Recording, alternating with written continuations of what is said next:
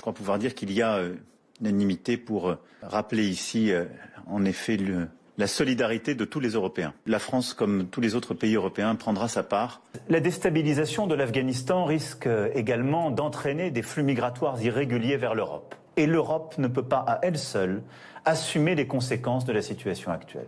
Nous devons anticiper et nous protéger contre des flux migratoires irréguliers importants. Nous allons donner la protection temporaire à tous les Ukrainiens qui arriveront en Europe, c'est-à-dire l'asile. Ils sont bienvenus en France. On ne sait pas où aller s'ils nous obligent à partir d'ici. On a des enfants, on a peur pour eux. L'hiver est dur en France. Je m'attendais à un endroit pour vivre et que mes enfants puissent aller à l'école. Évidemment, la France prendra sa part.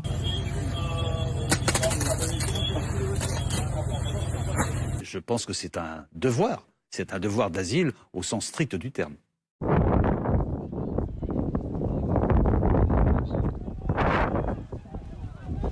Assumer notre responsabilité de solidarité vis-à-vis des réfugiés.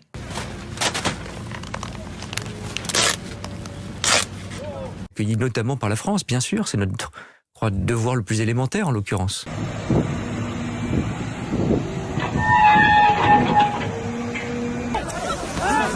La solidarité européenne est une nécessité. La France en fera partie.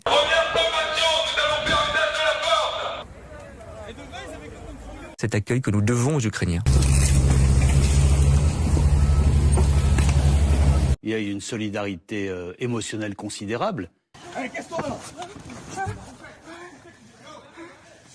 Ça fait une semaine que vous les dégagez de partout. Ils peuvent pas dormir. Ces gens-là, c'est des réfugiés, c'est des demandeurs d'asile. Ouais. Ils peuvent dormir nulle part. On est en camion, oui, on a des couvertures, on distribue des couvertures. Vous voyez, là, ils n'ont même pas de couverture. Ils dorment sur les cartons et vous les dégagez. Pour ce soir, ils prennent les affaires et ils quittent les lieux. Et d'ailleurs, cette crise, je crois, rappelle à certaines et certains autour de la table qui avaient pu faire preuve de moins de solidarité quand la pression migratoire venait d'autres frontières de l'Europe, qu'il est bon que l'Europe soit totalement solidaire et responsable ensemble.